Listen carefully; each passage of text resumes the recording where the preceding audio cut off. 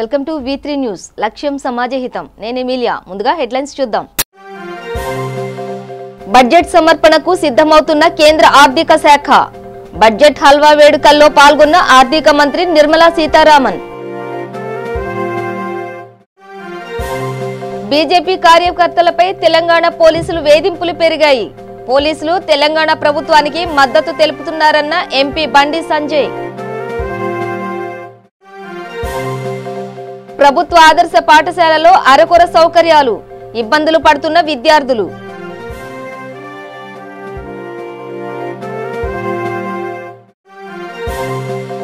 వరంగల్ చిన్నారికి మద్దతుగా 2 తెలుగు రాష్ట్రాల ప్రజలు.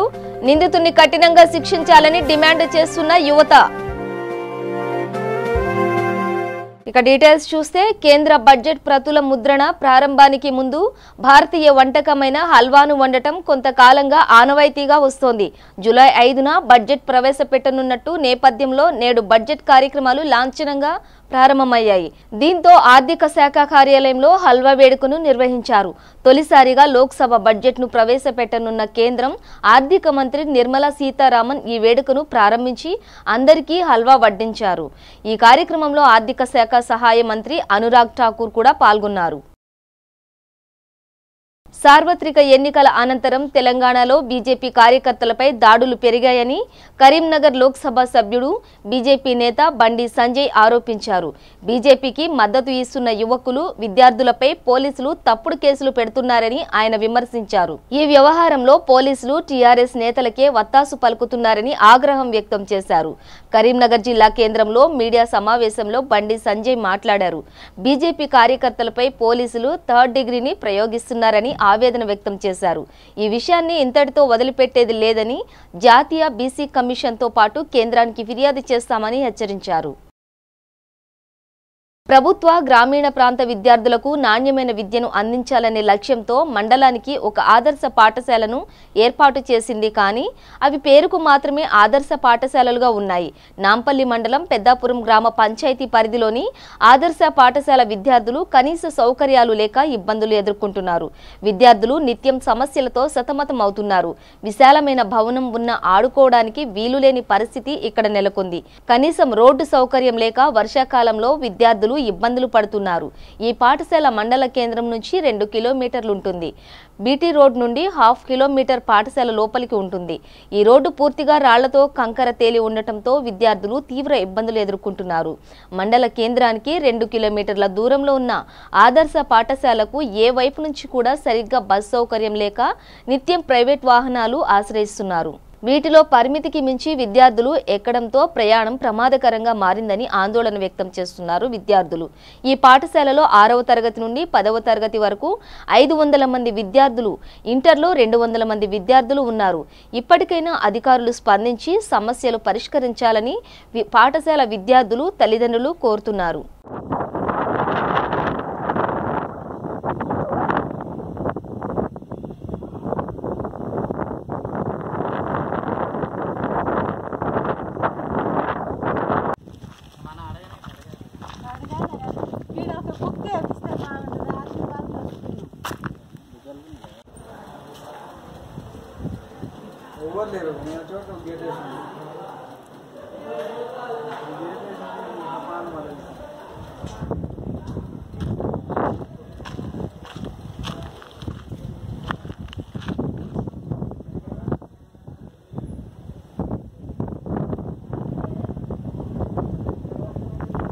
నమస్తే అండి, నేను model school principal, Nampally mandal, Nalgonda district.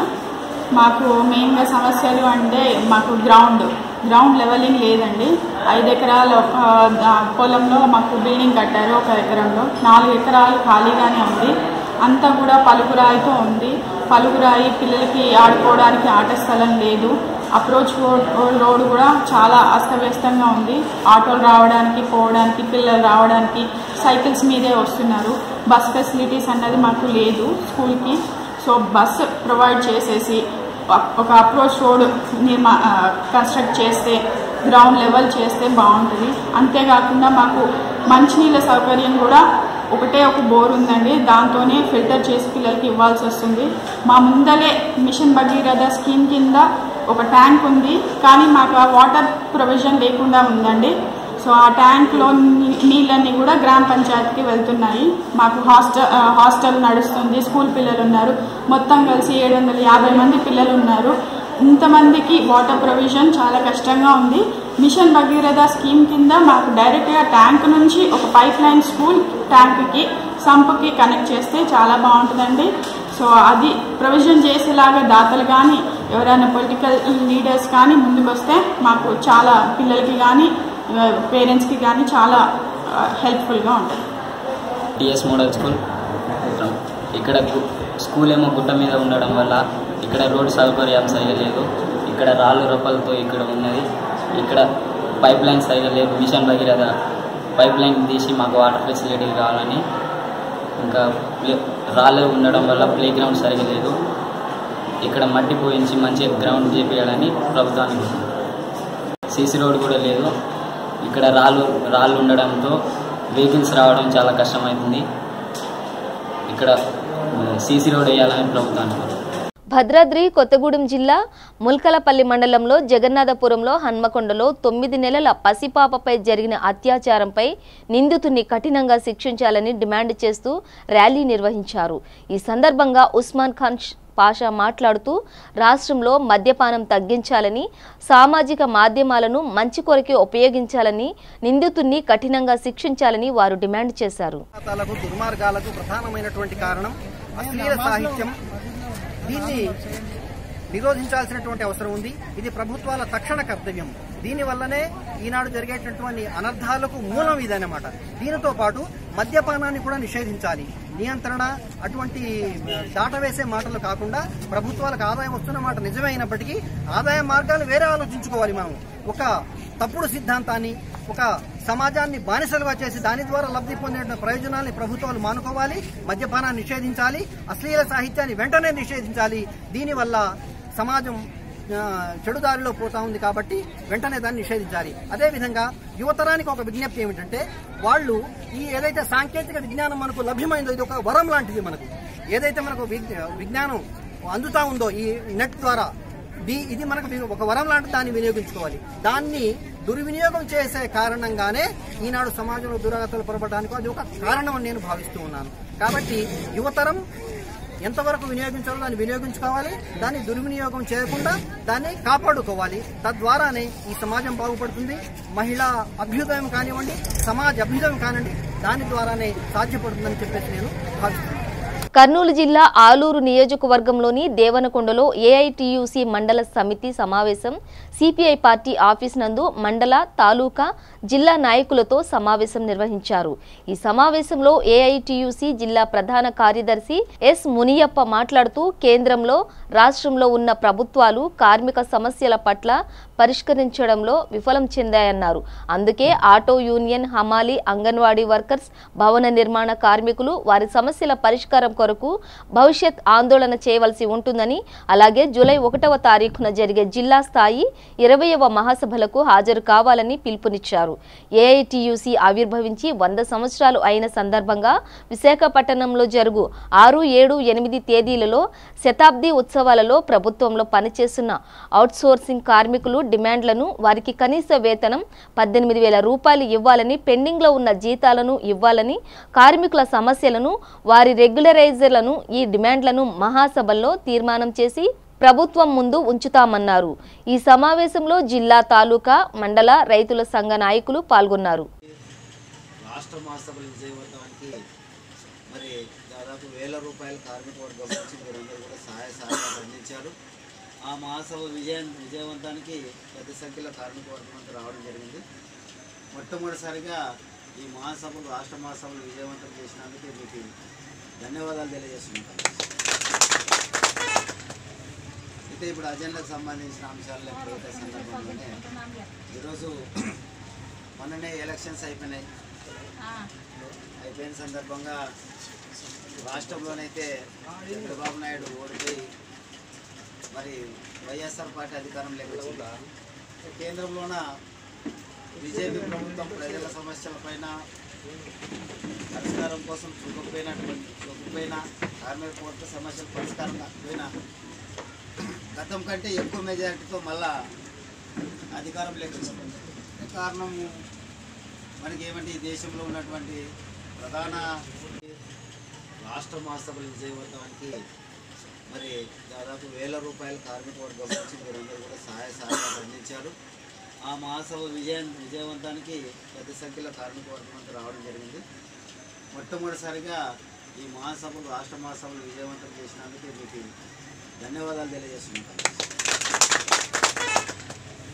అయితే ఇప్పుడు అజెండాకు సంబంధించిన అంశాలు ఎప్పుడైతే సందర్భంలోనే ఈరోజు మొన్ననే ఎలక్షన్స్ అయిపోయిన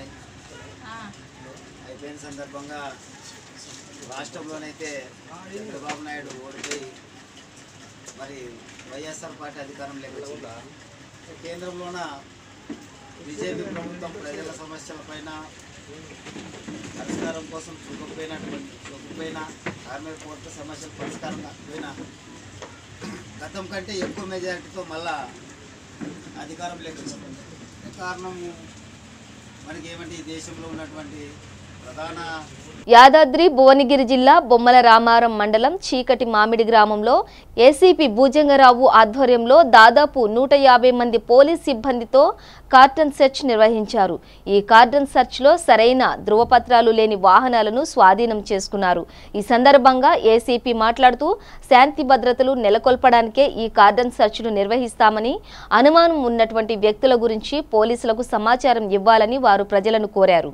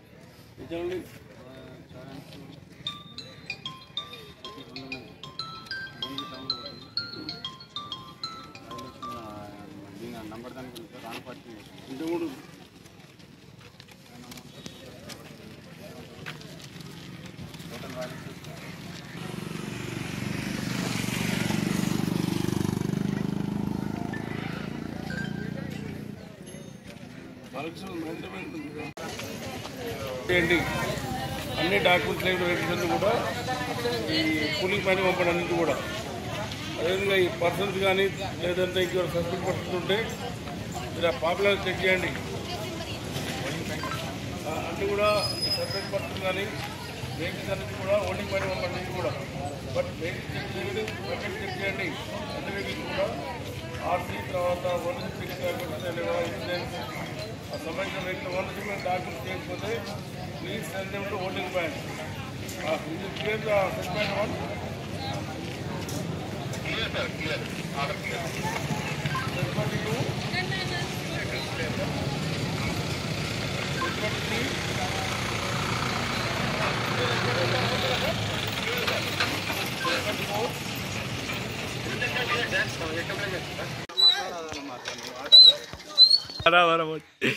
టైం అట్లా అయిపోయింది. ఎట్లా ఎప్పుడు వస్తారమ్మా మరి?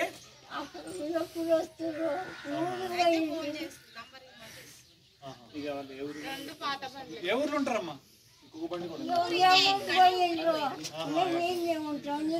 లాక్ అయితే దాన్ని తీసుకుని వచ్చింది. ఒకసారి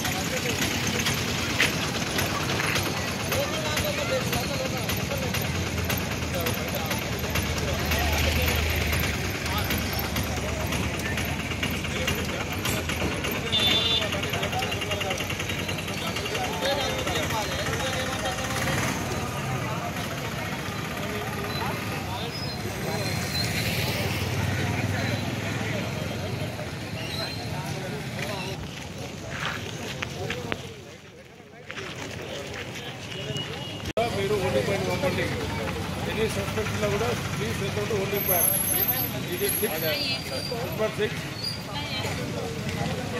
డాక్టర్లపై జరుగుతున్న దాడులకు నిరసనగా మల్టిపుల్ డిస్ట్రిక్ట్స్ 320 లయన్స్ క్లబ్ల ఆధ్వర్యంలో సోమాజిగూడ ప్రెస్ క్లబ్లో మీడియా సమావేశం నిర్వహించారు. ఈ సందర్భంగా 320 districts multiple council chairman MD S Narendra Reddy మాట్లాడుతూ తెలంగాణ, కర్ణాటక రాష్ట్రాల్లో 500 లయన్స్ క్లబ్లలో ఉన్న 19,000 మంది సభ్యులు డాక్టర్లపై దాడికి నిరసనగా డాక్టర్లకు సంఘీభావం తెలిపారు. ఏ డాక్టర్ అయినా పేషెంట్ను కాపాడాలని వారి సాయశక్తులా ప్రయత్నం చేస్తారు.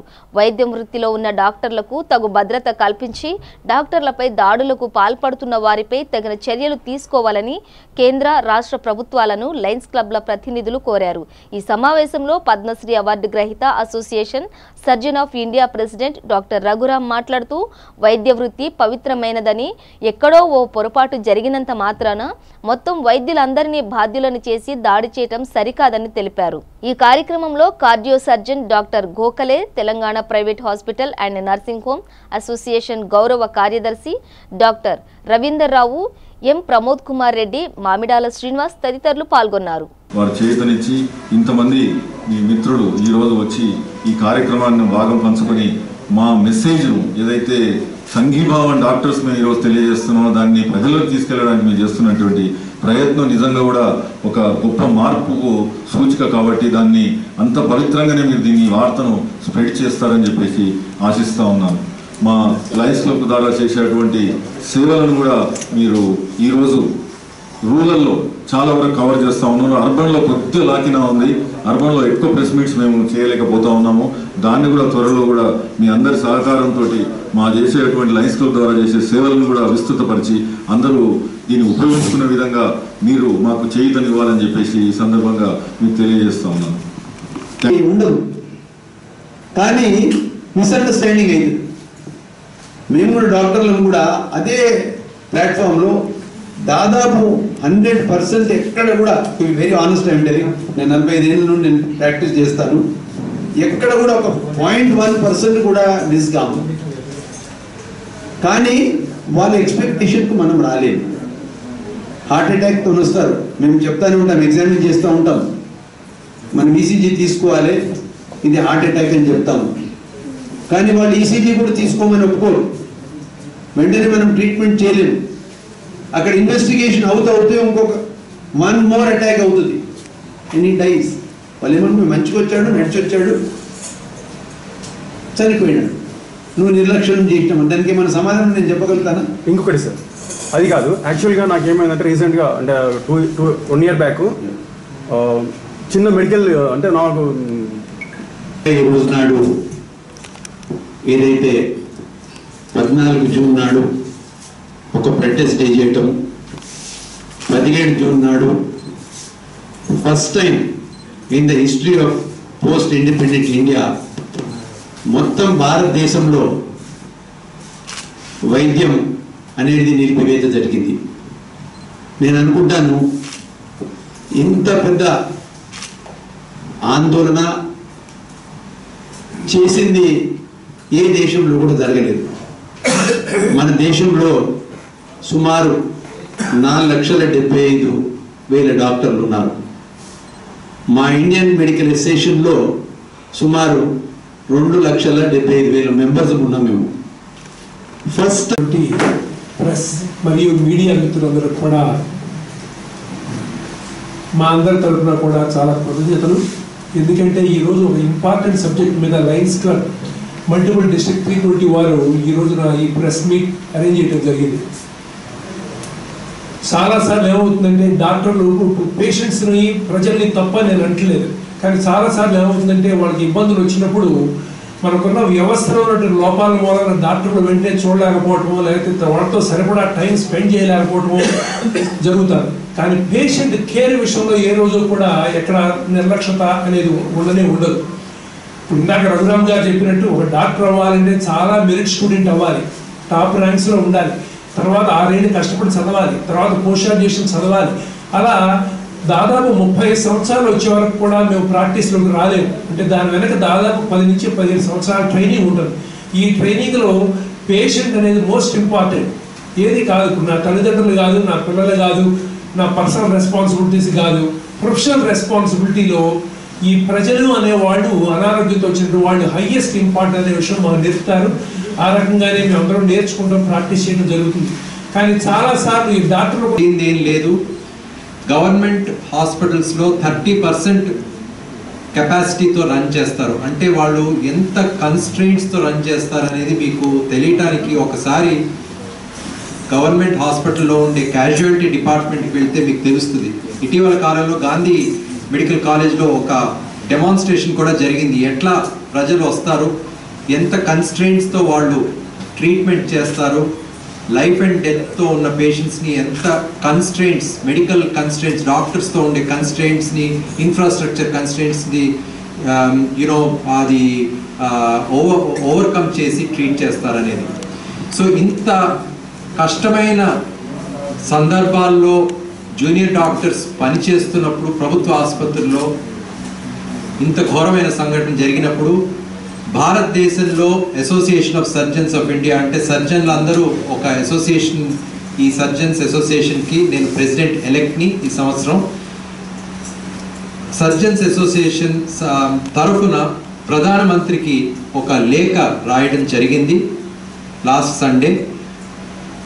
దాంట్లో ప్రధానంగా నేను 2 ఇష్యూస్ గురించి ఫోకస్ చేయడం జరిగింది. ఒకటి, షార్ట్ టర్మ్లో ప్రభుత్వంలో పనిచేసే డాక్టర్లకి తప్పనిసరిగా ఒక robust security, trained armed guards మరియు పోలీస్ పర్సనల్, కొంతమంది కాదు, ఇన్ బిగ్ నంబర్స్ తప్పకుండా అరేంజ్ చేయాలి. ఎందుకంటే డాక్టర్లని కాపాడటం ప్రభుత్వం యొక్క కర్తవ్యం. ఇది కష్టమైనది కాదు. ప్రతి ప్రభుత్వ ఆసుపత్రిలో robust presence of armed guards ఉండాల్సిందే. అది షార్ట్ టర్మ్. బులెటిన్ ముగించే ముందు హెడ్లైన్స్ మరోసారి. బడ్జెట్ సమర్పణకు సిద్ధమవుతున్న కేంద్ర ఆర్థిక శాఖ. బడ్జెట్ హల్వా వేడుకల్లో పాల్గొన్న ఆర్థిక మంత్రి నిర్మలా సీతారామన్. బీజేపీ కార్యకర్తలపై తెలంగాణ పోలీసులు వేధింపులు పెరిగాయి. పోలీసులు తెలంగాణ ప్రభుత్వానికి మద్దతు తెలుపుతున్నారన్న ఎంపీ బండి సంజయ్. ప్రభుత్వ ఆదర్శ పాఠశాలలో అరకొర సౌకర్యాలు, ఇబ్బందులు పడుతున్న విద్యార్థులు.